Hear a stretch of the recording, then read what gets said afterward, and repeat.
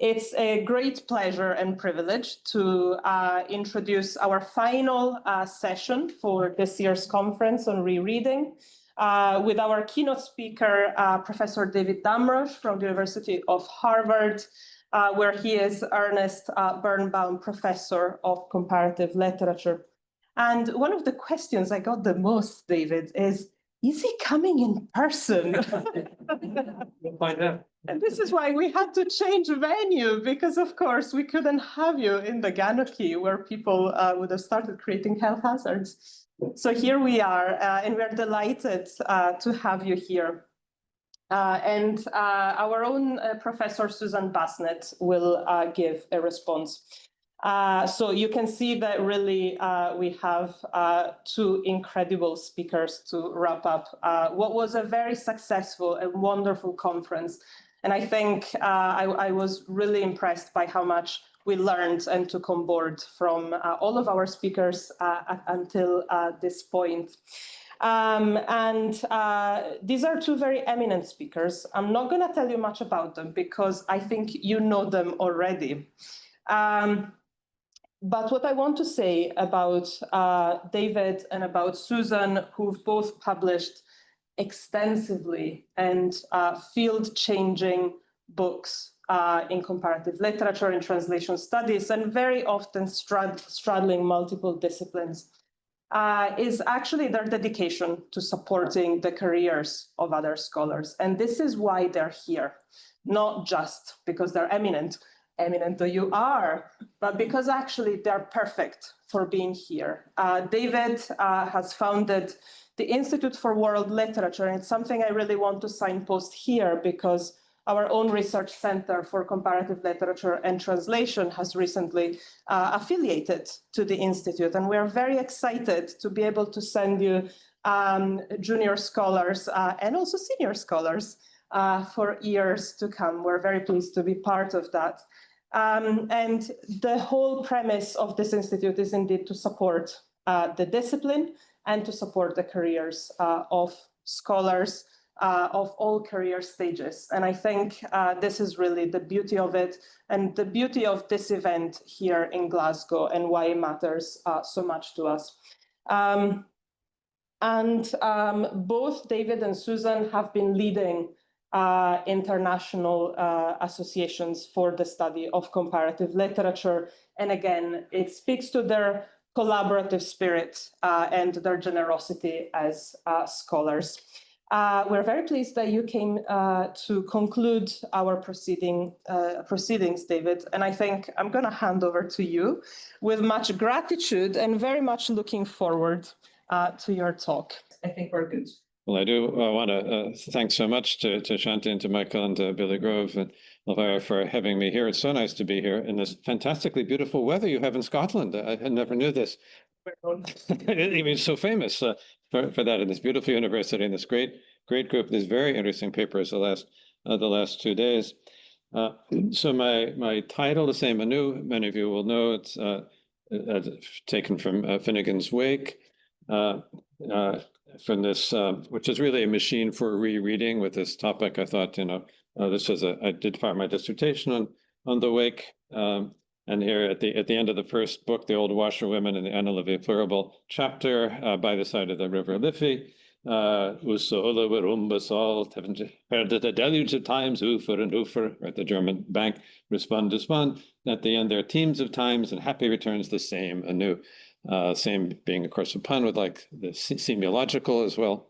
And then famously, the book ends with its beginning, the sentence that wraps around, right? End here, us then, fin again, away alone, last loved, along the, and then back to opening page, river run past even Adams, to the Commodus Vicus of recirculation, back to Hoath Castle and environs. Joyce is foregrounding a common experience, the urge to revisit. There's always so much to see, so much to make new. And proposing a map of rereading, my subtitle, I'm gesturing towards Sir Harold Bloom's a famous map of misreading, a book that I read as a college senior when it came out in 1975. This is the pre-modern era then. His book is itself a self-rereading, useful for us, of his prior book, The Anxiety of Influence, from a few years earlier, which in turn is a passive-aggressive rereading, misreading of Eliot's famous essay on tradition and individual talent from 1919. Eliot's essay is a kind of maximalist theory of all reading is rereading. As he says in that essay, what happens in a new work of art is created as something that happens simultaneously to all the works of art which preceded it. The existing monuments form an ideal order among themselves, which is modified by the introduction of the new, the really new, that is, my poetry, work of art among them.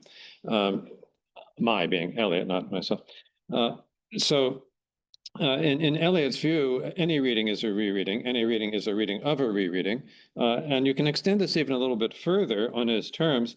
We're reading Homer's Odyssey differently as a result, say, of Walcott's Omeros, even if we haven't read Walcott's Omeros. It has changed the field in which we now read Homer. In fact, even if Walcott himself never read Homer, it is still changing things. And Walcott claimed he never did sit down and read the Homeric epic start to finish, interesting enough, before writing his masterpiece, Omeros.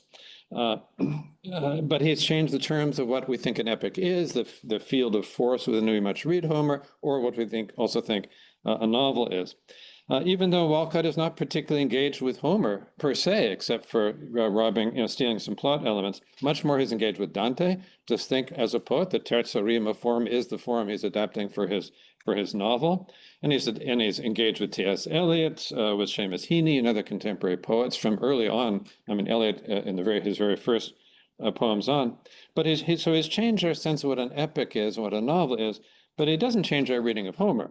At least I find, having taught Walcott pretty regularly, when I go back to, I'm not reading Homer differently. There's nothing in Walcott that's really causing me to do that. And it struck me, a lot of our rereading is not necessarily new reading. The papers here have been celebrating those cases where we really read differently, but I think it's worth noting that's not the rule. It can be an exception. And I think those of us who have taught for a few years recognize this as well. That is, if you're teaching something you taught 10 times before, the 11th time, you're probably not seeing something radically new. A very smart student will show something you've never seen. That can happen after 40 years. It's amazing. But it's something. It's not really changing the shape, right, of your understanding of what you're teaching very often. So what interests me for our purpose of rereading is those occasions where the rereading is really transformative, as a number of our papers have been showing, in fact. And those readings do change our understanding of the work. But for this to happen, something has to change in our own reading process, one way or another. Here I'll outline a half a dozen ways in which we can be led to significant rereading of a work we thought we already knew. Now, in Harold Bloom's honor, I'll follow him in having 6 revisionary ratios, as he had in the Anxiety of Influence and in the Map of Misreading, but I'll swerve away from him and renouncing the flamboyant obscurity of his clinamen and kenosis and apophrades, the return of the dead, and whatever the hell his other 3 ratios were. I'd have to reread the book to remember, and I'm certainly not going to do that. But my 6 categories will be pretty more straightforward, and all of which I think have been more or less shown in these last 2 days, particularly the intertextual. A lot of people have talked about that, writers rereading their predecessors in a way that caused us to do that. Equally interesting are the intratextual ones, and we just had the talk on Cartarescu that Maria gave, that obsessively self-referential writer doing nothing but rereading himself, reading other people. So those first 2 categories are really involving authors who themselves are engaged in acts of rereading and that inspire us. Then the middle 2 are modes of reading texts that themselves have actually changed, either because we're reading translations, and often interesting, if you're reading more than one translation, you're rereading but in a new form, or reading through a different medium. It's been made into a film, maybe, and then particularly interested, or a video game, or whatever it may be, and then going back, especially when we go back to the original text via that reading, it can have changed. And then the final two categories are rereading a work where the circumstances has changed, not the work itself, but either the context has changed. I'll give an example of that. What if we're seeing it within a different context, it is now different, or in our own lives, if we're reading over the years, and this is the advantage of being ancient, you can look back to the pre-modernity of the 70s, the 80s, the 90s, and how it has changed, not because the text is physically different, but because the reader experience, the reader has changed. So those are my six modes. Now, to start with the intertextual, several of our speakers have explored this, as with individually, Katerina Sagashova with Marie Noël and Francis Jam, Maya Hollander and Louise Erdős, post-apocalyptic readings on the more broader disciplinary level. Tias Bashu was discussing comparative literature as a decolonial mode of rereading at Jadavpur. Julia Guzikowska has described, and I quote her, scholarship itself as a practice of rereading that mirrors the way writers such as Carter and Jelinek engage with cultural texts and history. So these are all cases.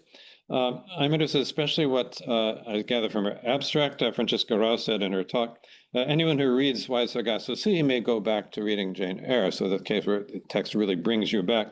For myself, the intertextual rereadings that interest me especially are when the writers themselves are clearly inviting us, sending us back to the text, which, Rees didn't really do. She made a point, it was self-standing. You didn't need to have read. It gives it a new reading, but it doesn't, the text doesn't say you got to read this. It doesn't signal it the same way.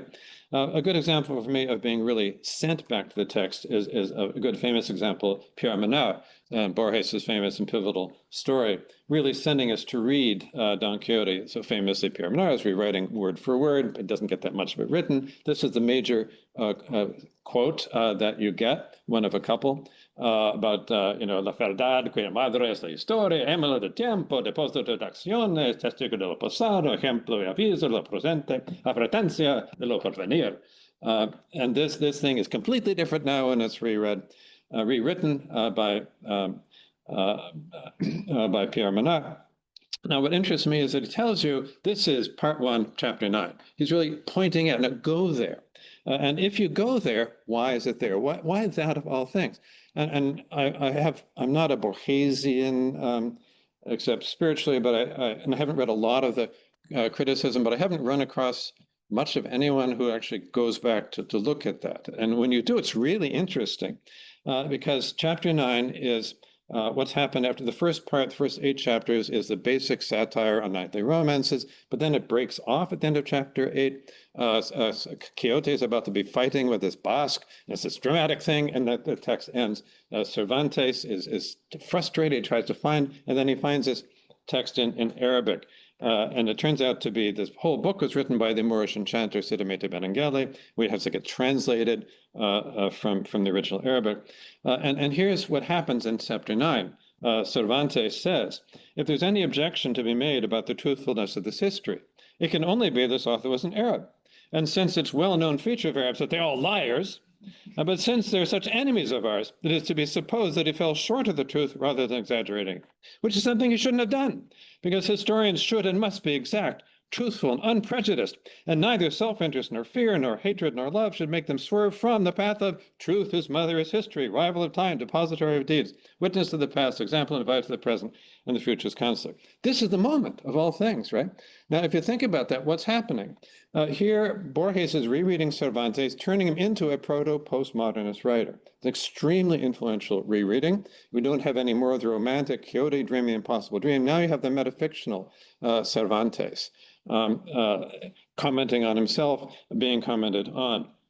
And in fact, you can only appreciate Borges' own story fully when you go back to reread Cervantes and then reread Borges in the light of a rereading of Cervantes in the light of Borges' rereading via Pierre Menard's rewriting. So that's what we're talking about. To take a case more closer to home, Penelope Atwood's, Margaret Atwood's Penelope Ad, don't want to confuse her with her anti-heroine, published in Edinburgh by Canongate in the first of this series of Myth Today. I'm sure a work known to most of you. She is rereading Homer, obviously, as a modern feminist, and but her preface specifically asserts that any serious reader must share her concern. What happened to the 12 maids, who in the American edition you see in the back cover very nicely, with their feet dangling and all of that. Why were they murdered? What happened?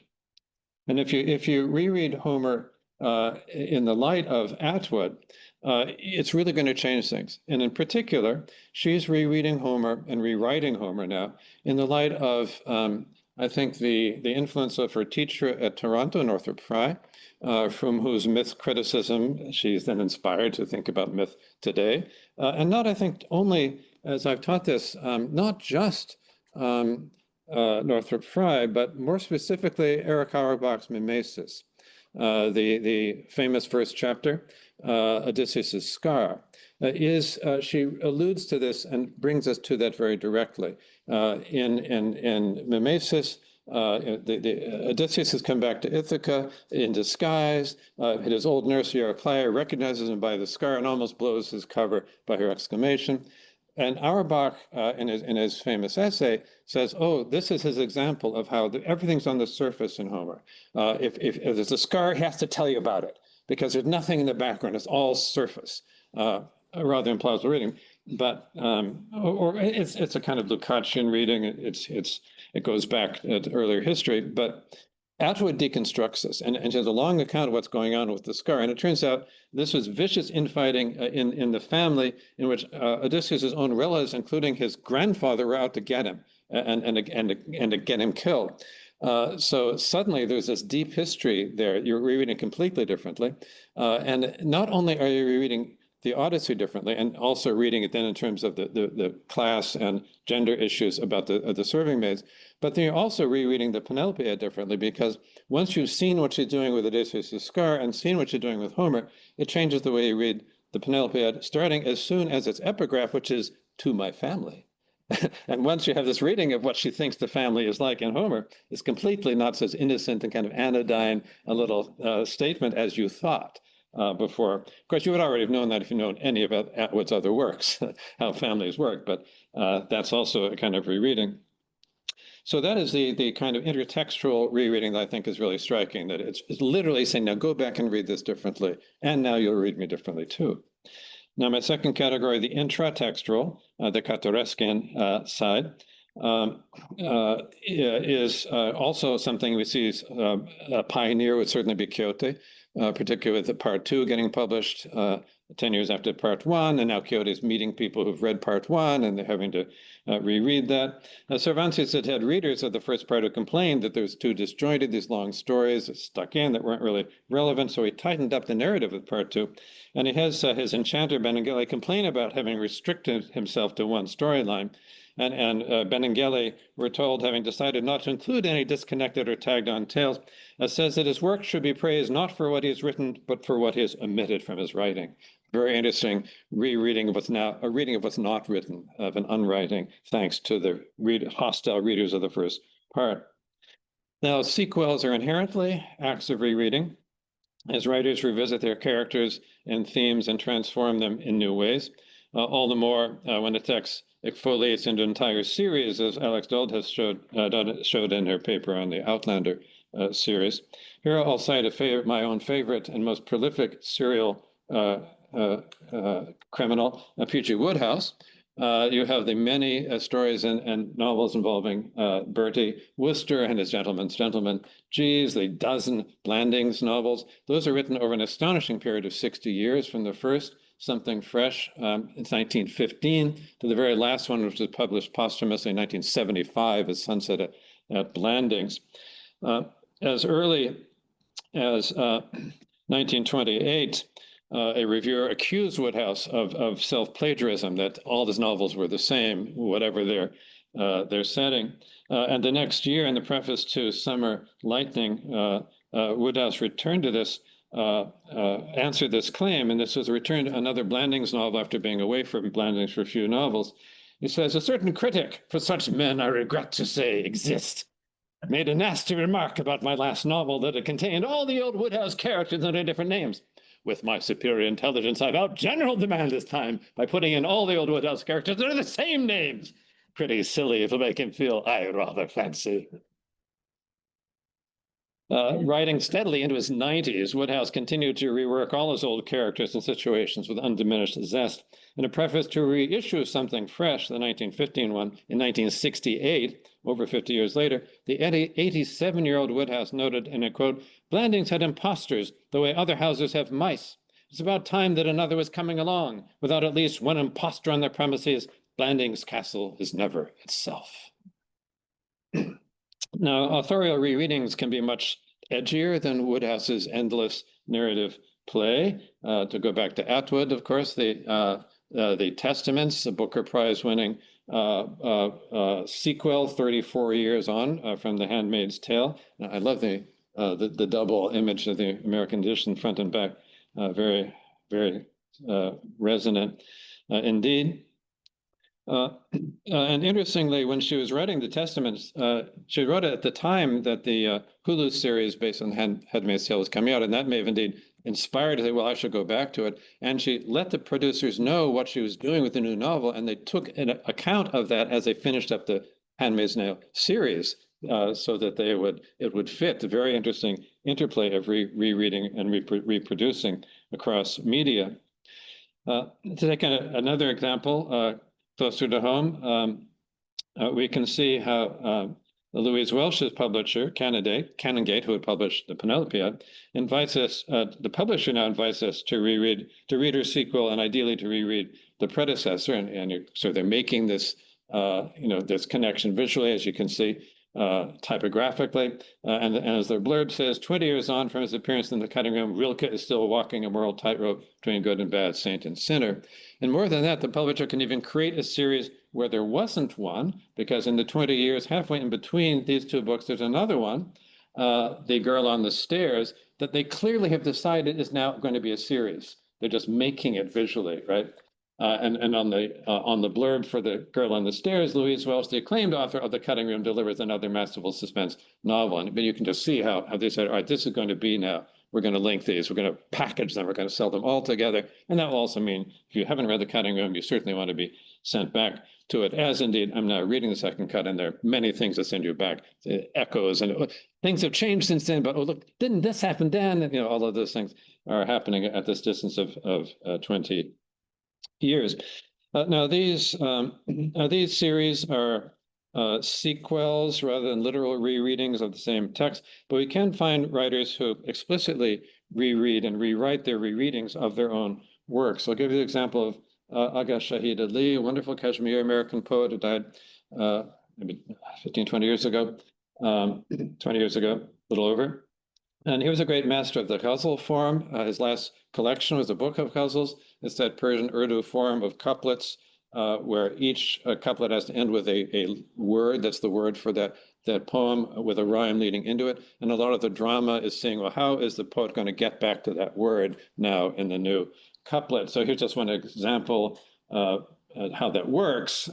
In Jerusalem, a dead phone's dialed by exiles. You learn your strange fate. You were exiled by exiles. By the Hudson lies Kashmir, brought from Palestine. It shawls the piano, Bach beguiled by exiles.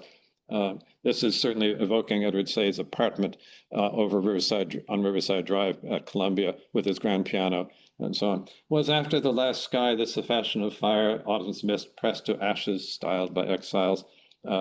I skipped the very end. It's the end of the poem. Will you, beloved stranger, ever witness Shahid to destinies at last reconciled by exiles? That's how it works.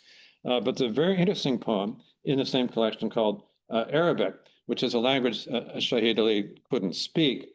And this one poem is written as though it's a translation from an Arabic original and has now lost the rhyme, because usually English translations of Arabic don't try to do the rhyme because it's so complicated, you lose a poetic effect. So here, the only language of lost left in the world is Arabic, which is a lost language for him, the sacred language of Quran. These words were said to me in a language not Arabic. And now that was the first couplet. The last two in the poem. I too, Amachai, Yehuda Amachai, saw the dresses of beautiful women and everything else in death, Hebrew and Arabic. They asked me to tell them what Shahid means. Listen, it means the beloved in Persian, witness in Arabic. So this is in there, but in the same volume, he has a rewriting of the same poem called In Arabic, answering the other poem. A language of loss? I have some business in Arabic. Love letters, calligraphy, pitiless in Arabic. Now he's going to do rhymes after all. I too, O Ahmed Shai, saw everything just like you did in death in Hebrew, and please let me stress in Arabic. They asked me to tell them what Shahid means. Listen, listen, it means the beloved in Persian, witness in Arabic. So he clearly decided, starting from witness, he's going to rewrite the poem backward to get to that rhyme all along. So that's just one example of this intensive self-rewriting through a rereading, putting it there on the page. So my next mode of reading is the interlingual, involving translation and retranslation, which quite a few papers have dealt with. To stay with the Arabic, Mohammed Obumar, analyzing the translations of Darwin, with Esther Fedorchuk on Romanian translation of C.S. Lewis, Yuan Liu just now on Han Zhen as self-translator, Zoe Hansford on the Algerian Treaty, all of these cases. When I edited as a general editor the long anthology of world literature some years ago, we periodically included variant translations of a poem or a passage to make people think about translation, ask them to analyze it. So it means on the page, the class is rereading that passage in front of us and talking about it. And just to give an example of a famous, just a opening couplet of one of Khalib's famous ghazals, the great American poet Adrienne Rich translates this: not all, only a few, return as the rose or the tulip. What faces there must still be, veiled by the dust. Shahid Ali translated the poem, and he loses the tulip, but he wants the faces at the end because it's going to be his rhyme. He uses a rhyme word. Just a few return from dust, disguised as roses. What hopes the earth forever covers, what faces. My favorite is at W.S. Merwin, how he transforms it completely. Here and there in a rose or a tulip, a few of the faces, only a few, but think of those the dust keeps to itself. So here we're rereading just at the very moment of encountering that couplet. And just as I say, pedagogically, it works really well for class. My fourth mode is the intermedial rereadings. Ishka Rishi discussed with the Hindu nationalist visualizations of Shakuntala. And we have today Netflix and other series can use us to reread the original in new ways, and publishers are alive to this.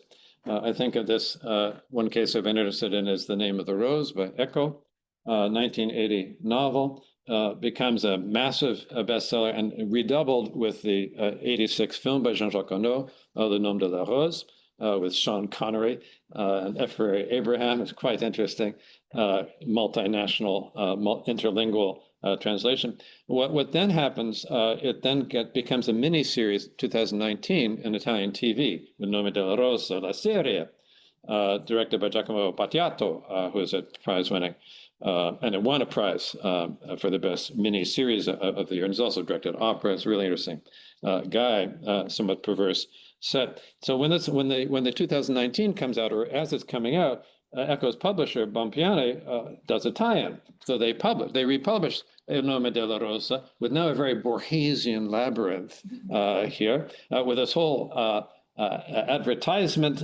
It had been the film, now it becomes a new series, and here are the adventures of Azzo and Guglielmo de Baskerville, una bella occasione per leggere o rileggere questo romanzo storico recente, magnificamente scritto, l'opera di Umberto Eco più nota nel mondo. So it's explicitly, we're going to reread this now. Read it if you haven't read it. If you have read it, buy it again in this nice new edition, your old dog-eared edition, unless you're one of the millions of Italians who bought it and didn't read it, but that's a different matter. You should buy the nice new one, maybe now you'll read it.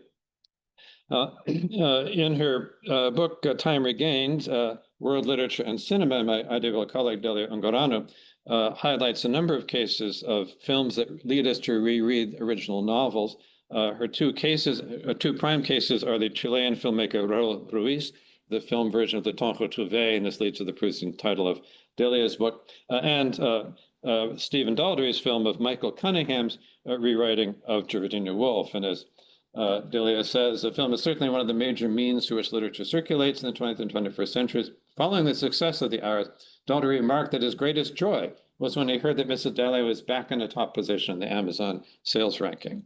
And this, of course, is not a coincidence because the publisher, just like Bompiani, is doing this. So you have this complicated sequence. You get Mrs. Dalloway, you then get The Hours with a little thing saying winner of the Pulitzer Prize. You then get the video, and here's the home DVD, the widescreen collection with Meryl Streep and Kidman and so on, and Julianne Moore. You then get the book republished with the still from the movie of The Hours. You then get Mrs. Dalloway republished with now the novel that inspired The Hours. So that whole sequence, and gets it back on the Amazon listing. And certainly you're going to be rereading Mrs. Dalloway in a somewhat different light in a result of the film, if only because the film has her commit suicide at the beginning and the end, multiple, has Virginia Woolf committing suicide. So it's a very complicated thing how you then think differently about Mrs. Dalloway, if Mrs. Dalloway is also vaguely Virginia Woolf and or her mother. So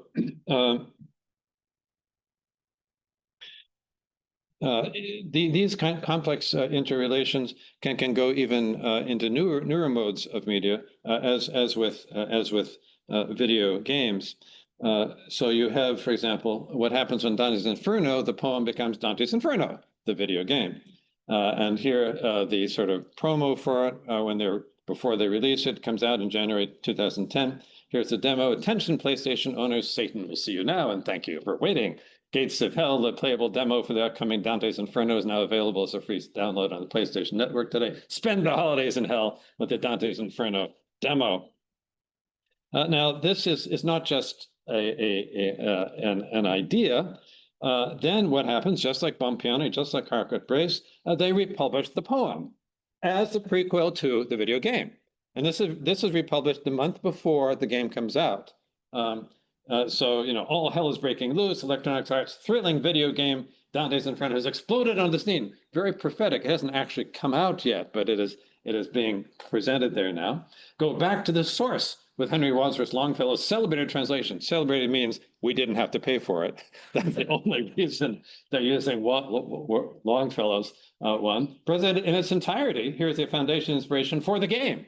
And then you learn how the game's creators turned Dante's notorious 9 Circles of Hell into the hottest game around it. And they have stills from the video game, they have essays by the creators and so on. And at the end, welcome to hell, let the nightmares begin. Now, what's really interesting is the gaming community's reaction to this tie-in to Dante, because they think about it. So I was reading at this time, there's a site called Destructoid.com. So 3 examples, a guy named Faustine J. What the fuck is this shit? Expect a lot of that from people who buy this book. Faustine J. thought it was going to be a guide to the video game. It's disappointed to find a masterpiece of Renaissance poetry. Uzi takes a kind of Harold Bloom line, words simply cannot express just how wrong this is. Most interesting is Sure Monster 210. This game's pending release did inspire me to read the original work. So the game hasn't even come out yet, still pending, and he's now gone back and read Dante. I don't see the game as ruining anything. The poem is great and will continue to be great.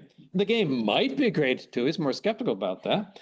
The book will probably be a quick cash-in, but who knows? The hard copy AVP, Third World War, has me by the balls on the wallet right now. If I can fall for that marketing scheme, who knows?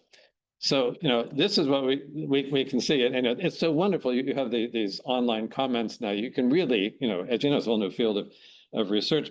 Also interesting, once the game came out, another user talks about it. The thing about their design that I'm absolutely beside myself about is that they had Wayne Barlow doing the concept. The man is amazing. He's basically built his career out of conceptualizing hell. You can find his books of hell reimagined on Amazon as well. I show you one of them, which I highly recommend if you're a Dante, the actual poet fanatic like myself. And this is really interesting what he likes. Honestly, the attention to detail is simply fantastic. The walls made of trapped sinners, Minos shouting out verdicts in the background as we approach, the screams of sinners, a man calls out for Ulysses in the bowels of Charon's boat, the detailed background, such as a giant skull spitting out the corpses of the damned at the start, is simply on a massive grand scale. If you've ever read Dante and longed to see his hell brought to the big screen, you'll not be disappointed playing this video game.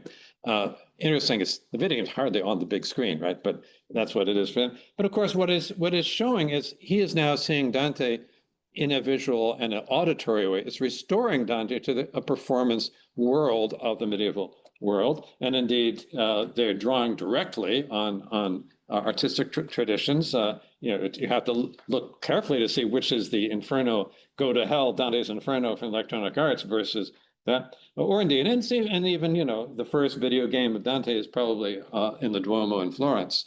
There you have it.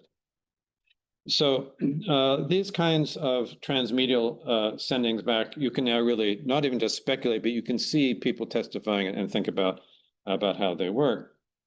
Now, my fifth case, the intercultural, is what happens when you read in different cultural contexts. I'll just give you the one example from my own experience. So I have written about Epic of Gilgamesh 3 different times, primarily. My first book, a middle book, and a relatively recent book. So again, over decades, different decades, each time using a different translation of the text, including the most recent one. I finally thought if I'm going to do a whole book, I'd better work through an Akkadian grammar. So I'm using a bilingual edition there, the Babylon, Andrew George's wonderful definitive modern edition. And the epic changes dramatically depending on this context. So the first case, my first book, I'm writing about the biblical narrative. I have a chapter on Gilgamesh and Genesis. There, I'm just seeing those two texts by themselves in relation to these flood story themes like that. I had noted when I was working on it was first translated to English as the Chaldean Epic of the Flood. And I thought, well, that was interesting. I wonder what the translator thought. I then have a chapter at the beginning of my book on what is world literature, on the recovery of Gilgamesh, and what Austin Henry Layard and George Smith thought that they were digging up. So there I'm seeing it in the world literature context, using now a modern translation by Andrew George, the Penguin one. The older one was an older, what I first read, a prose translation version by N.K. Sanders, who couldn't even read Akkadian. It's kind of a novelization. It's very popular, sold 1 million copies, but you wouldn't want to use it now. But Andrew George's is great. Then with The Buried Book, after 9/11, I was so upset about this stupid discourse about a clash of civilizations. I thought, what do I know about this? If you go far enough back, it's one civilization. So I thought Gilgamesh is great, it has offshoots in Homer and 1001 Nights in the Bible. So this is a book for a general audience. And the general audience did not know they needed a book on the Epic of Gilgamesh, and I had to figure out how to make it legible for them. So it was changing how I wrote and how I thought about it. It has kind of an analogy of an archaeological dig. You go from the present back to the less familiar. But it also comes into this archival work and really see in connection of what did they think they were reading when they had in antiquity. And you have a lot of information, not from Babylon, but from the Assyrian court where it was dug up. And it caused me to read it completely differently in terms of if you're in the court and hearing it recited, one person is the king, but most people are the king's counselors. And you are identifying not with Gilgamesh, but with Enkidu, the counselor who dies because he fails to give good counsel. It's a really cautionary tale. So this has completely changed for me by reading the Assyrian state archives for that book. So in different decades, different translations, completely different representations, forms of the book.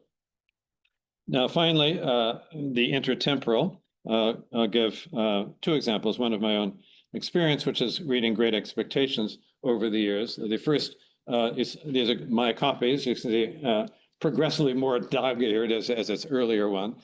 So the first one that I read as a young teenager, probably, this Signet edition there, which had been published in 1963, Signet Classic, with a spooky image of Magwitch there in the cemetery where Dickens's hero Pip encounters him at the beginning. Next is the Penguin edition that I read as a college freshman in 1971. And third is a more recent public Penguin edition that I used when I was teaching the novel in the late 1990s when I was still in English department at Columbia.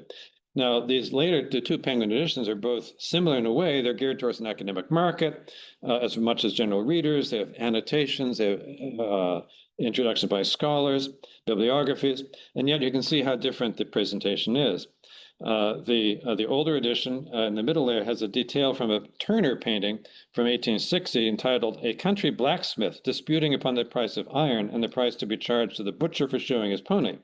This image evokes the forge of little Pip's great friend and protector, Joe Gargery, and it situates the novel in terms of a slice of life in Victorian England. By contrast, a more recent cover features a ghostly landscape by Caspar David Friedrich, the cemetery entrance from 1825. Friedrich's mist-filled deathscape, as one art historian has described it, is removed from the novel both in time and place. It suggests that ghostly Miss Havisham sat at his house, rather than the modest churchyard where young Pip tries to discern his parents' characters by studying their tombstones. Now, these multiple versions of the novel, from a boy's adventure story to a slice of life in Old England to a proto-symbolist landscape, are intertwined for me with my own life story.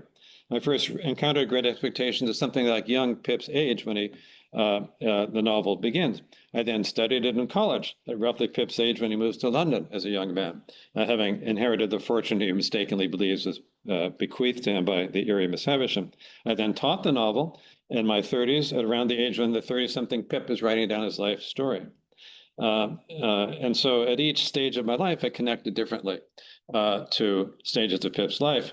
35 years later, I'm a lot older now than Dickens was when he wrote the novel. There's a whole different perspective on these perspectives, including a reading that will always remind me of my very first reading. Every time I open the novel again, I'm back with little Pip. As he is about to receive, he says, "My first, most vivid and broad impression of the identity of things on a memorable raw afternoon towards evening, when Magwitch emerges from the graves, and Pip and I are ready to begin our life's journey once again."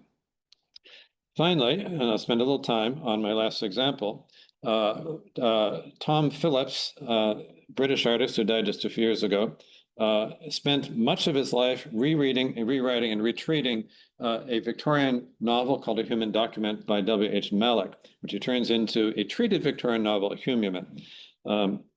Now, what this is, he made a decision in 1966. He was going to pick out at random from a used bookstore a book for 3 shillings, whatever he could find, and he was going to make a painting on every page and see what he could do with this found object. It's a very chance encounter. My poor little book, very rich for eyes. And he turns the prose of this forgotten, not very good novel into poetry.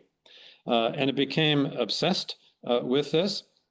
He creates a character named Bill Toge, T-O-G-E, who can only appear on any page where the word together or altogether appears. Toge has a unhappy love affair with the novel's adulterous heroine, Irma. He goes through life, he becomes a painter, it's quite interesting, becomes increasingly identified with Tom Phillips himself over time. Phillips became obsessed with this. He worked on this for 50 years, edition after edition. Publishes the first published edition in 1980, and then the last edition, the final edition, in 2016, 50 years after he first began in 1966. It even becomes a divinatory experience. Here to recall Maria Hanea before on Catarescu.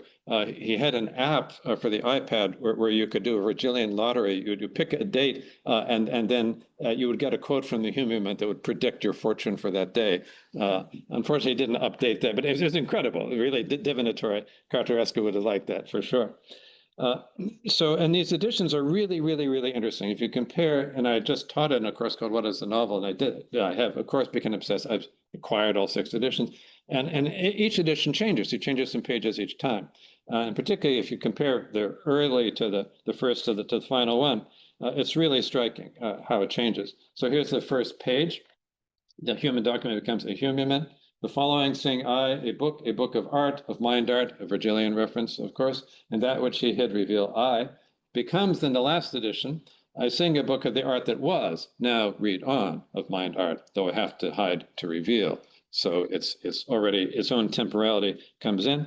You know, Lessing has this idea in Lao Kun that the art of poetry is the art of time and visual art is the art of space. But Tom Phillips is exploding this difference because now the spatial art becomes motivated across time. And in the final edition, you have some of the intertextual references. This knight wounds time. And if you look very closely at these 5 circles, it's a die with a 5. And in it, it says a throw of the dice will never do away with chance, the Mallarmé, coup de dé. Libra may throw chance away. And for what this man of her yesterday, I should have felt less. You have Robert Frost, The Road Not Taken, evoked on this other page, his last excursion, the walk he took, the morning road again, happy to return, the happy choice to travel. And in the back, you can see the road, you have the road taken now, not the road not taken. When we first meet Irma, the anti-heroine, the woman we were speaking of over her ankles in the storm and fire and desire of art and the art of art would have given us a humement or two. In the first edition, the last edition became, do you remember this? Do you remember a single kiss? And you're now remembering her coming across. You have all kinds of changes over time. Saturday displeasure becomes Saturday and pleasure. You can change displeasure to pleasure. You still have, though, the kind of, he loves to sort of insert kind of a vulgar eroticism into this repressed Victorian novel. So he took her by the gorse bushes, is there in both cases. Or again, Toge at last felt her forest, dearer to him now than broken syllables, which are for lovers signs. And it's a beautiful translation change to this same page. After a little moonlight, Toge felt her forest and came. Oh, those broken syllables lovers utter. And then he has broken syllables. Isen, esse, es, amen, kulo, and others. You topsy-turvy language of the heart. You get also Toge himself. When you first see him represented here, the squiggly figure, in that very narrative passage, he sat dejected, Mr. T. Now, in the last edition, in that narrative passage, he sat dejected, the most literal man alone. The cover man, he had compiled the story, man she had conceived with rough materials. The man is photographed, and now you have an actual photograph of him. Here, just the image of it. Now he puts a photograph, the anal man of names, the man's name, time described, only one half the Toge story. Here we meet him coming in on page 14. Andrew Toge, wheeled slowly in by French and German ladies of vague conditions of life, becomes the last edition the departure of Toge from the art crowd, saying goodbye to opulent Jews and Germans and French ladies of vague conditions of life. Phillips was very satiric of the art market, both its herd mentality and its commercialism. He spent his life on extremely uncommercial projects like this one. Now he's saying goodbye on the same page re-envision. Toge's main job is to connect things across these disconnected pages, with E.M. Forster's Only Connect being a leitmotif. Every day of my life is like a page, only connect, Toge, like 2 lonely voyages. And on a later page, as the dusty evenings shone through his mind, his doubts connect, oddly connect. At last he wrote in his diary, only connect. And you have Roman numerals for 42, which must have been the age in which Phillips made that particular page. As the book goes on, Toge's career advances. He actually becomes an artist. Here he's drawing or painting Irma. Here's a dual portrait of Irma. And here you have, he unites with Tom sharing the muse, inspect the landscape for fittings. So that Toge and Tom Phillips are now found on the same page where they weren't before. And Phillips himself includes self-portraits. As his age develops, they change. So here he is in the first edition, stays for another edition. Tom, he'll amuse you, he's 32, as he was, but then stopped being. When he's 50, he adds in 1987 this second page. With silver ink illuminated his mythology, Rosebud, me, ladies, me in the vaunted hall, a figure of rust, faded 50 and faultless. Wells, Orson Welles, Citizen Kane, and what looks like a pair of feet is in fact the Rosebud sled at the end. So at age 50, faded 50, he identifies. Then you hear about his marriages. The first edition is dedicated still for Jill, and then you have this page for Jay, and if you care, England, here is art, reason under a ruined hat, and a little white opening out of thought. They get divorced, and years later he marries a music critic, Fiona Maddox, and now there's a page about their wedding. A velvet venture to share with her the hat of happiness. So now instead of the ruined hat, you have the hat of happiness. On Thursday, just when his most wanted were their children, his. And if you look very carefully in the background are her initials, FM, and his, TP, and in Roman numerals, the day of their marriage. You get also him turning 70, and then you get turning 70 with benevolence and wrinkles, making age face age. This world is the world, turning 70 with benevolence and wrinkles. He gets it twice, turning. Then in the 5th edition, he recalls his 50th birthday in which he staged a cricket match with members of the art world, play the shadow of 50 years to imagine a century. And of course, as a joke, he imagined living to be 100 and doing a century in cricket, 100 points. The last edition is a very aged self-portrait, like daylight, painted. Now the time has come. He has come, written like shadows. He has come. The hasty order. You see his career developing in the 1st edition. I'm remaining in London for the death of my ambition. Fool, oh caprice. The final edition. Fool I must be, etched 3 times 3. I'm remaining in London to complete the death of my ambition. Through this other versions. You get references to his other projects. He does another obsessive project where for years he goes once a year to 20 different locations in his neighborhood. This is the map here on the right, and photographs what's happening at that spot a year later, and does it for 40 years. And then in a humulament, you get that referred to as his whole oeuvre comes in. And again, here he comes explicitly, the voices of the other TP, smother and kill, he struck, he expected the blow, etc. In the 6th edition, he's actually become elected to the Royal Academy, and now that comes in, he celebrates that. Ironic thing, having been so opposed to the art market. He also became a trustee of the British Museum, quite an eminent guy, in fact. His aging goes on in various ways. In the 1st edition, this page 264, Toge en amour, every day he hoped, every day she avoided. It's like the marriage is falling apart. Have you got your hat of happiness? And then in the final edition, second thoughts, Toge, every day he hoped, every day was the casket void. At last one morning, a voice in the forest says softly, have you got your hat of happiness on? So it's really the hat of happiness theme. It's amazing what he can find. Particularly nice here, just how it evolves with his evolving sensibility. On the lake, surprised by silence and time, an outburst of time and silence becomes only silence in the last edition. Hamlet's last word, you might note. And it says, those sperm are missing the egg. That's how I read that there. And finally, as age goes on, here's a page, his death is not the sunshine, to elbow aside his own death. Later edition, you suddenly have all these doctors, doctor, give me doctor, lost for the luxury of time to elbow aside death. Nurses and doctors start to appear in the 5th edition and take over in the final edition. Particularly striking, almost end with this.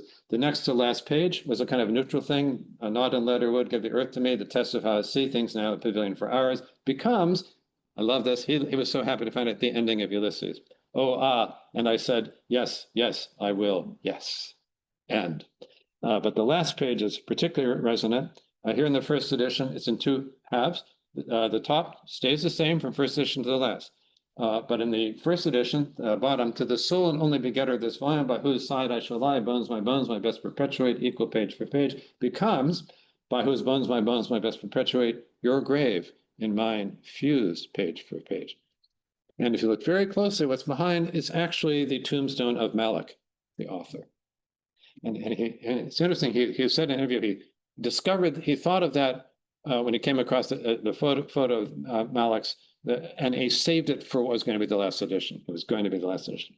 Now, I'll end with a last thing myself, but what I think you can say here, and is very moving in this book, rereading is for Tom Phillips an ethical project, an artistic project, and it's also, it's the way to oppose the inevitability of death. He's writing against his own death. Every time you close the book has died unless you open it again. And that process of fighting against mortality through art is, I think, central to this book, increasingly going on. And it struck me, thinking about this for this talk, you can have this experience already just in rereading one poem and one page at one time.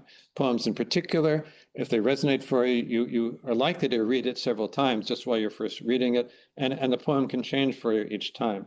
And I thought about this in relation to Shahid Ali. The final poem in that collection, his final collection, Call Me Ishmael, is just this one couplet: existed. If you leave, who will prove that my cry existed? Tell me, what was I like before I existed? Well, who's you and who's I? In the Ghazal tradition, often the you is unclear. Is it God? Is it a human lover? Is the lover male or female? Very ambiguous. It could be any of the above. And in here, so it could be God. If God has left, God is the one who should be able to tell the poet what it was like before he existed. But maybe it's not that. Maybe you reread it. Maybe it is. Maybe it's Shahid Ali worrying about if his readers leave, will his cry have ever have existed? Or maybe it's the reader saying, "What if you leave? What about my cry that you're representing?" To me, the reading I like the best is maybe the speaker is the poem. Don't die. As he wrote this poem, Shahid Ali was dying of a brain tumor. And I think this is about his dialogue with his poem and who was going to survive and how. So just to say, I thought of this, given the variety and richness of papers we've seen these 2 days, my little map is not an exploration of unknown territory, but a kind of rereading of what you've all been rereading these last 2 days. And I thank you for joining me.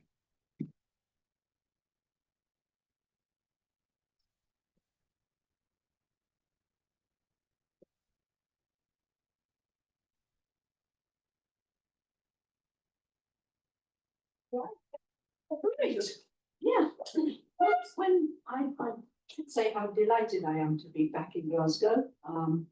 It's lovely to see familiar faces and to meet new people. It's also really great to be back working with David. When I was asked to respond, it was difficult to respond because I got, this is no fault of yours, Michael, but I was, the advice that I took was to respond not just to David, but to the 2 days. So I suppose you could say that what I've got to say fits almost into 2 parts. And so I want to start out with, what am I taking away from these 2 days? What am I going home with? What are some of the questions, some of the things? And one of them, I suppose, first point is about rewriting being a catalyst for rereading. And we've heard you saying pretty well exactly that. And we've heard a lot of very interesting papers that take up that notion. Another question that I noted yesterday: are we living in a time of retelling, of rewriting, of rethinking? And if so, why? We had a little discussion about this yesterday. It was suggested that possibly we're living in an age of anxiety, and the telling stories, particularly retelling familiar stories, help somehow to assuage some of that anxiety. But it could also be a form of homage to stories that we know. And if we think then about translation, retranslation, it ignites interest in retranslation. In some cases, obviously, it's commercial. But in other cases, why are people returning to the same text? What is, I've been doing quite a bit of work recently on translations of Homer. And of course, I'm very struck by the fact that Christopher Logue's war music also took over 50 years.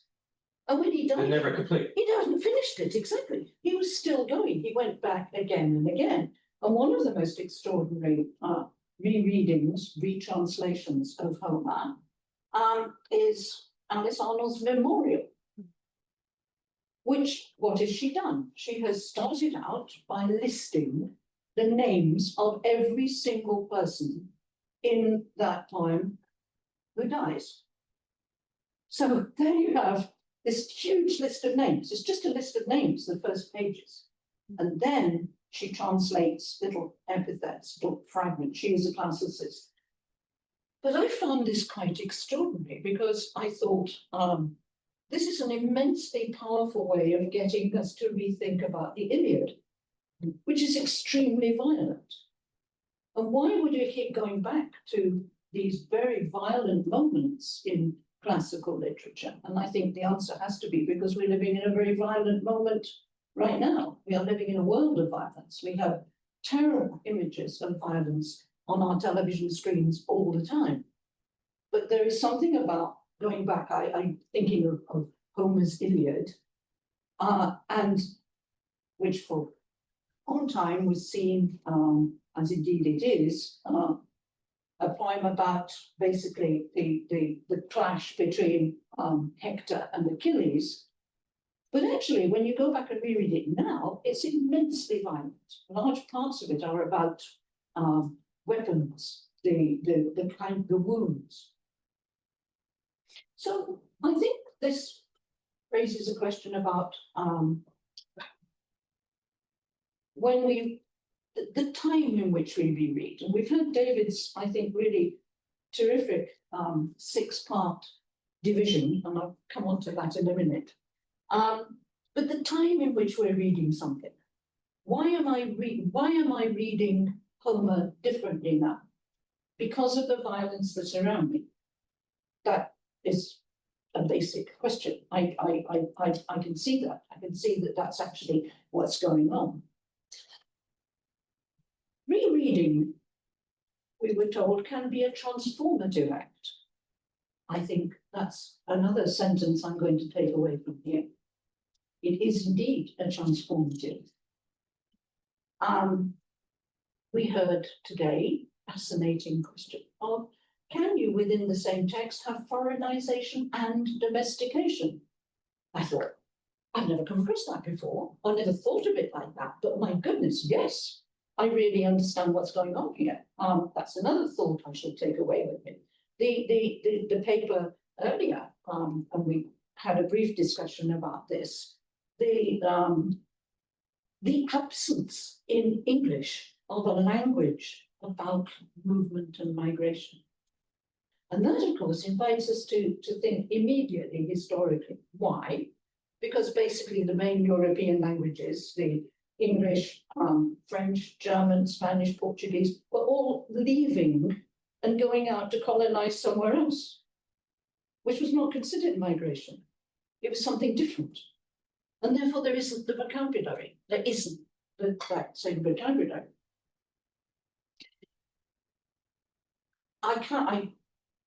My notes are kind of pretty general here, but I loved the phrase that was used of the post-monolingual condition. I think this is a great way of looking at the world. We could say we're all in this state. Everybody in this room is in a post-monolingual state. And that, I think, is a really good place to be. But then, before I came, I was jotting down a few notes about rereading because I didn't know what David was going to say, and I didn't know what any of you were going to say. So I began to think about rereading. And I thought that rereading is an absolutely essential, vital part of human growth and development. When you reread to small children, I have very small grandchildren, they want the same story over and over. You read, and the great word again, what my grandson says to me, again, Nonna, again. I think, oh no, please, it's not for the 17th time. But that repetition is what is it? It's a kind of consolation, it's important. And the moment the child starts to learn to read, they learn to read by rereading the same text over and over. I can see some of you nodding, you've obviously had experience of this. A little later, you study when you're in school, and you memorize. The rereading, memorizing is all basically about rereading. You go back over the text, you go back over the text. And rereading is also absolutely fundamental to those of us who teach in the humanities. It's fundamental because when you prepare a text, you reread. And you're absolutely right, David, that, you know, maybe when you are teaching the same text for the 11th time, you think, I'm not going to find anything new in this. But then sometimes you do. And as you also said, there's always the one student that comes up and shows you another way of reading Hamlet. oh my goodness, I never thought that before. And things are picked up. I mean, we had, I do remember a seminar here in Glasgow where I was teaching theatre translation. I was doing a lecture on theatre translation, and I was using a Pirandello play. And it's a play, Così è se vi pare, where at you don't know who's telling the truth of what. And I was, we were reading a scene, and there was a young Glaswegian man with a big beard. And he said, this is just, it's like a TV soap opera. He said, if I was staging this, I'd have it. And I thought, you're spot on. You're rereading this supposed classic Pirandellian text, but you're reading it, you're reading it in the light of what what you've seen. And boy, did that make sense. Because we read through, basically, and you've all been saying this, we read through the forces that shape us. We are all, as readers, the products of a particular culture, a generation, an ideology, personal taste. This is important. We might approach classical texts, we might be given texts that we have to study, and in some cases we think, oh, this is I can think of numerous occasions where I have had to read something, or my students, I've given it to my students to read, and they have difficulty reading it. Now, David has these 6 categories, which I really liked: the intertextual, just to remind you again, the intratextual, the interlingual, the intermedial, the intercultural, and the intertemporal. The intertemporal, I think, is an interesting one, because one of the things that you had P.G. Wodehouse. In the last few years, I've done quite a lot of work on detective fiction and the translation of detective fiction. And I've never been a big detective fiction reader, but I got more and more into this, largely during the COVID, when I just needed something to do. I can say quite honestly, shocked by much of the detective fiction that I was reading from the 1920s, 1930s. As you probably all know, Agatha Christie is the most widely translated writer in the world, whose books have sold billions. Reading those books, I was shocked by the casual anti-Semitism, casual racism, casual classism. And P.G. Wodehouse, I'm afraid, also is with this. Now, I then thought, I had read some Agatha Christie before, but I hadn't seen that. I hadn't seen the racism, the anti-Semitism, and here it is. And there's so much in the literature of the 1920s, particularly in the 1930s, where what we would today regard as, intolerable attitudes are thrown in casually in popular fiction.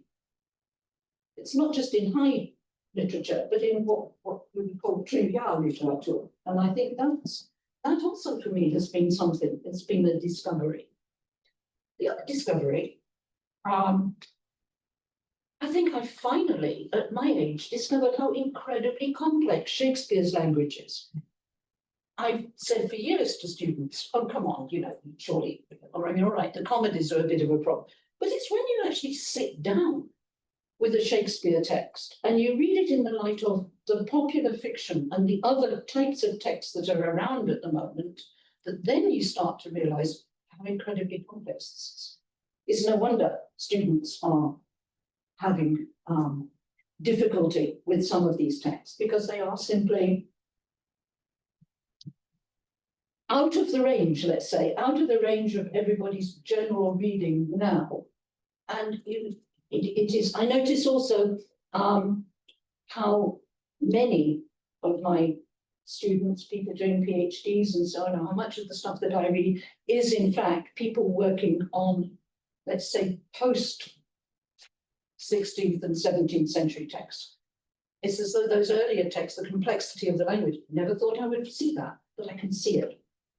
And David, I said I'd only say a few words, and I'm going to conclude, but I wondered if you'd accept a seventh category. Absolutely. That fits with, it kind of builds on from your intertemporal, and you might think it overlaps. But my second category is the interpersonal, which is, as an individual, I mean, you touched on this, as an individual, we find ourselves reading differently, and it's not just to do with the age, because obviously, as you said, quite rightly, we might read something, you use Great Expectations, that's a really good example. My example, the one that I've reread would be the Return of the Native. You know, certain books that you go back to, and you do read them differently, because what you read and feel and know at 21, I think I was talking last night about my undergraduate dissertation, which was on Joyce's Ulysses and Italos Vivant. And when I went back 4 or 5 years ago, reread Ulysses, all I could think of was, how could I possibly have attempted this at the age of 21? Because I didn't understand anything, and yet I wrote a dissertation. But I'm not really talking about, I'm talking about the fact that the world we inhabit changes to the point where, as I say, I see things that I did not see before. I see the brutality in Homer. I see the racism and anti-Semitism in Agatha Christie. I hadn't seen that, which wasn't, it was there, but I didn't see it. And so I want to add the interpersonal, if I may, to follow on from your intertemporal. And I think that's just about all I'm going to say, except one final thing, which suddenly struck me when you were showing the amazing images of Dante, which I love. I have in my house, I have a doormat that was given to me by one of my daughters that is a great line from Dante. It says, "Lasciate ogni speranza, abandon hope, all you went Must be over your door, not just that. Yeah, exactly. I have it on the doormat." So I will end on that.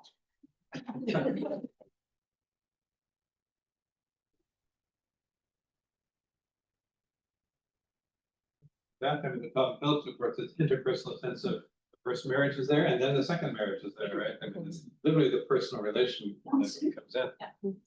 Well, we have just over 10 minutes for questions, so I really want to open up to the floor.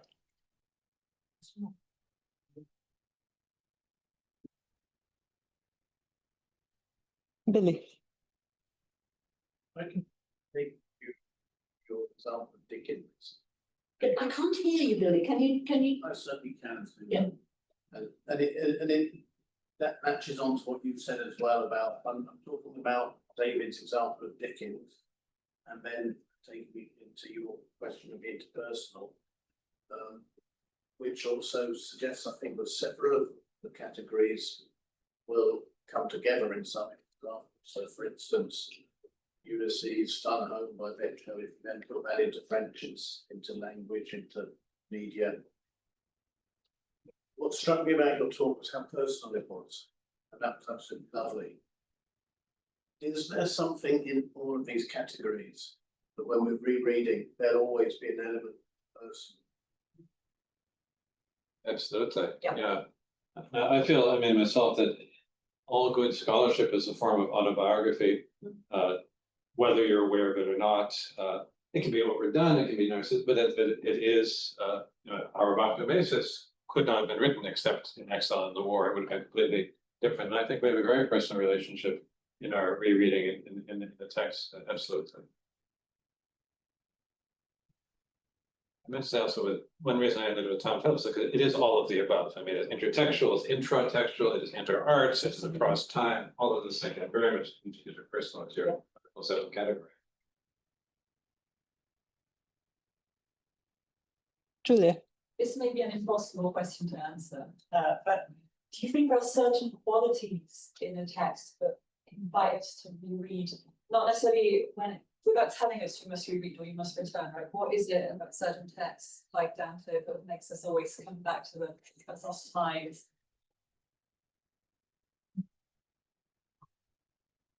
It's interesting, I think I mean, maybe literature inherently tends to do that, but yeah, there are more, certainly, Margaret Atwood, Cartarescu, Joyce, they're magpie authors.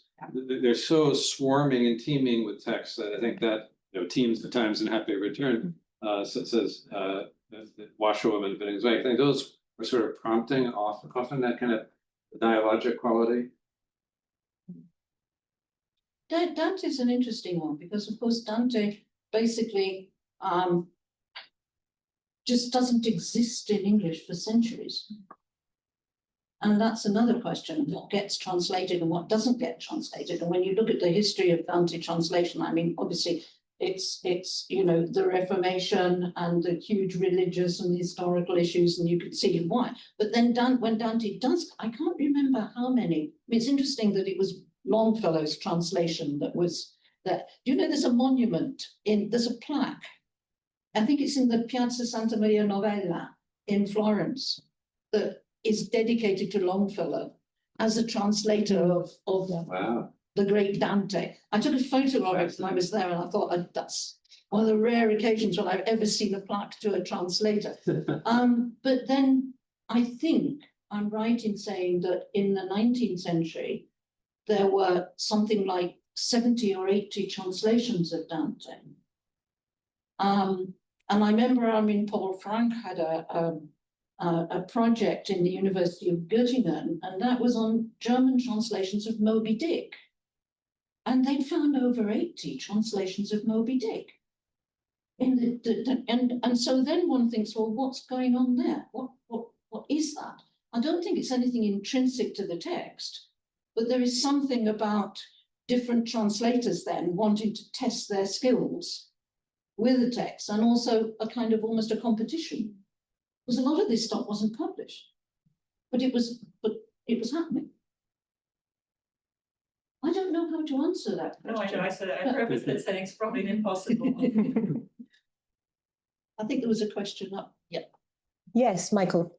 Yeah, it was just on following on from the same kind of idea. It was the idea that obviously as things are lost in translation, and also to go back to the example of Dante, who was a writer that was so self-conscious of how he would be read, and includes loads of epithets where he basically says, I want to be read in this specific manner. I was wondering if there was something maybe to be said about this idea of future rereadings where people pick up on what you might have missed. It's impossible for us to know or catch everything. Like you were saying, you revisit things at different stages of your life, you have a new appreciation. Is there almost such a thing as like future or yet to be made readings that can factor into our current appreciation of texts? So you're saying works that envision a future reading that's not yet there. Christian Morgenstern has a nice poem in which Korff invents a delayed action joke, and you don't get it when he says it, but then you wake up in the middle of the night, selig lächeln wie ein satter Säugling, smiling blissfully like a well-fed baby when the joke takes off in your mind. So maybe that's an envisioning a futurity that is encoded in the text and you have to find it. Well, can I throw in there the Future Library Project, Yeah. which of course contains texts and that will not be read by anyone in this room, but are saved for posterity, hoping that there will be a posterity.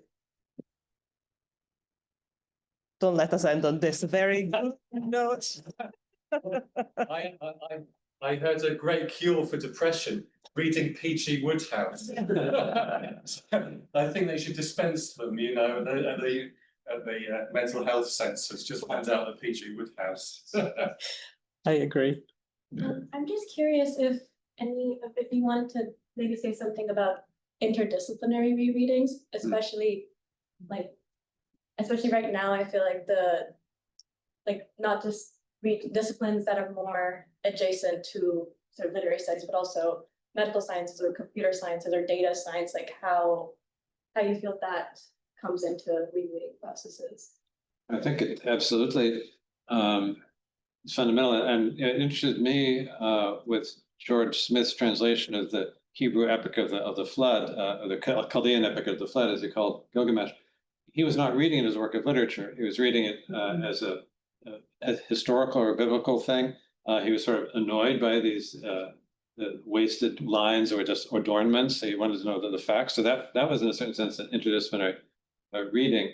Yeah, and I think it very much, a work is only a work of world literature or of literature if we choose it to read it as literature at all.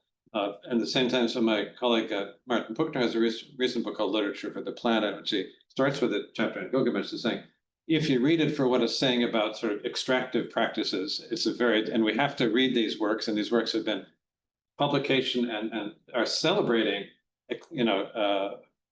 landscape extraction of timber, in the case of Gilgamesh, destroying a forest, and the hero does it. So I think that's an interdisciplinary reading of a very clear story, though I have a Syriologist friend who says, oh, Martin has missed the fact that it's questioning that. So you can read it more deeply. It's an ambiguous thing. Gilgamesh probably should not have destroyed the forest and murdered the guardian. That's not a good thing to do. So it's also, to me, one of the great values of a literary reading is that there are ambiguities that are so often missed in other forms of discourse, and that's one thing we can bring. So we're having to reread Gilgamesh in that moment interdisciplinary. Well, what do we do about that environmental theme that is there, but could be read very differently? I think we are out of time for questions. Last.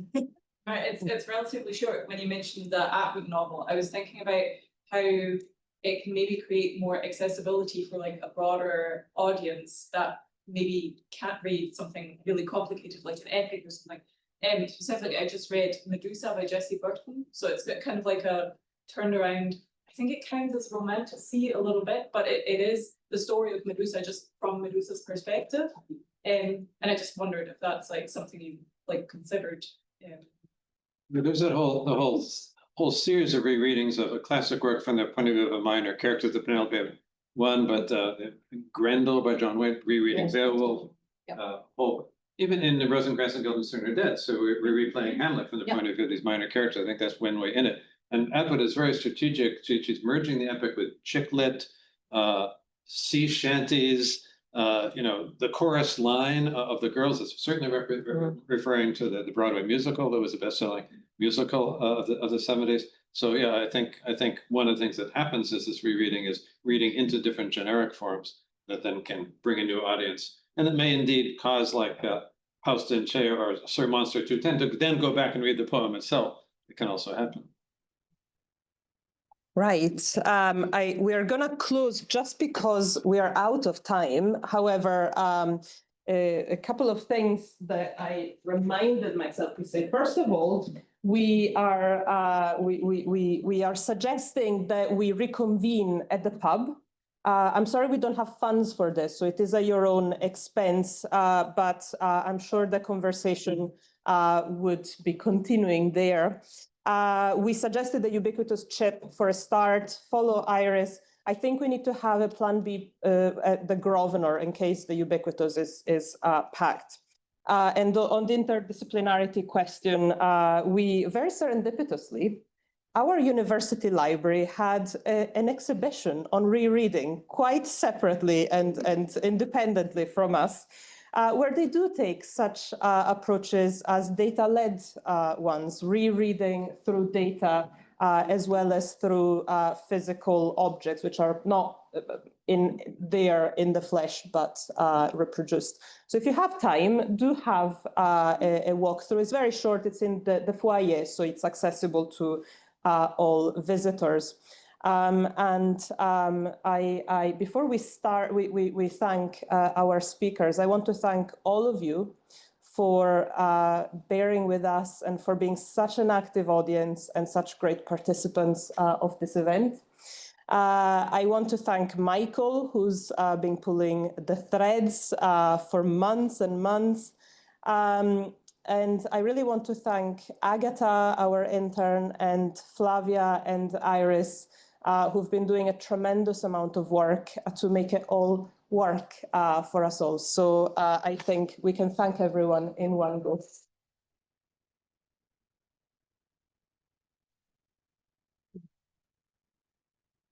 And of course, our online attendees, I don't want to forget. Huge shanty. Thanks.